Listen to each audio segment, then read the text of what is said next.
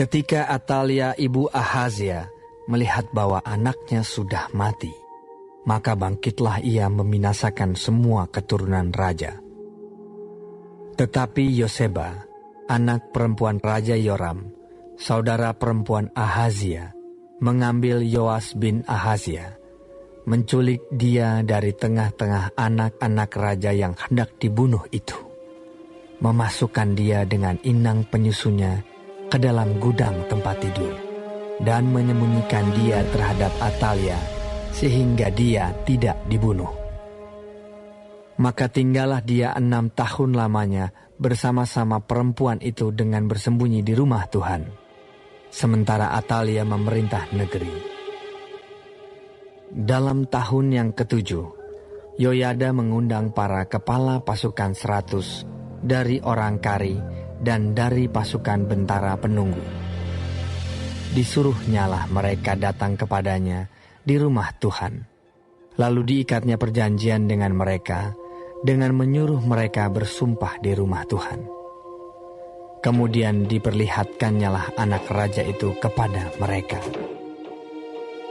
Sesudah itu ia memerintahkan kepada mereka, "Inilah yang harus kamu lakukan. Sepertiga dari kamu, yakni yang selesai bertugas pada hari Sabat di sini, tetapi mengawal di istana raja.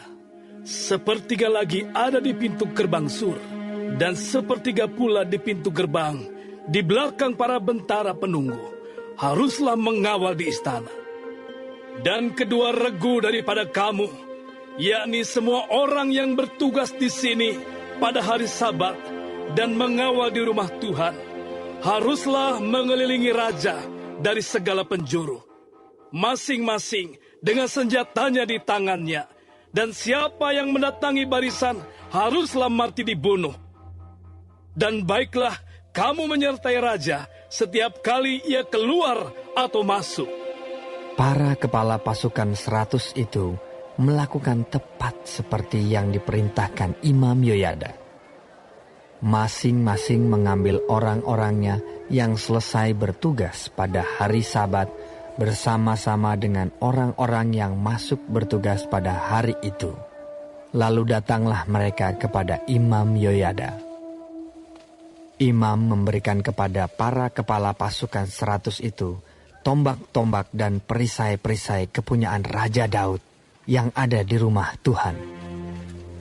Kemudian para bentara itu, masing-masing dengan senjatanya di tangannya, mengambil tempatnya di lambung kanan sampai ke lambung kiri rumah itu, dengan mengelilingi mezbah dan rumah itu untuk melindungi raja.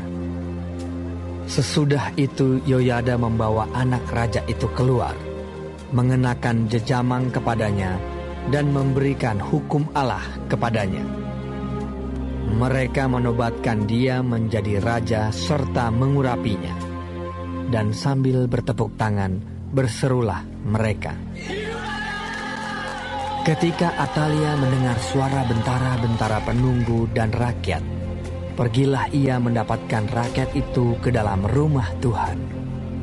Lalu dilihatnyalah raja berdiri dekat tiang menurut kebiasaan, sedang para pemimpin dengan para pemegang nafiri ada dekat raja.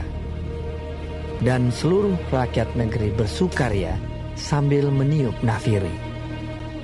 Maka Atalia mengoyakkan pakaiannya sambil berseru, "Khianat! Khianat!"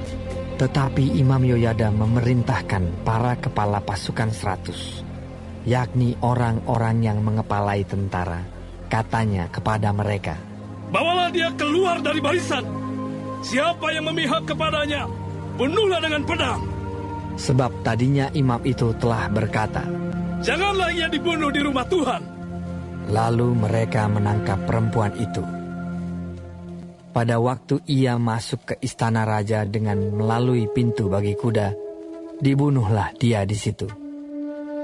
Kemudian Yoyada mengikat perjanjian antara Tuhan dengan raja dan rakyat, bahwa mereka menjadi umat Tuhan, juga antara raja dengan rakyat. Sesudah itu masuklah seluruh rakyat negeri ke rumah Baal, lalu merobohkannya.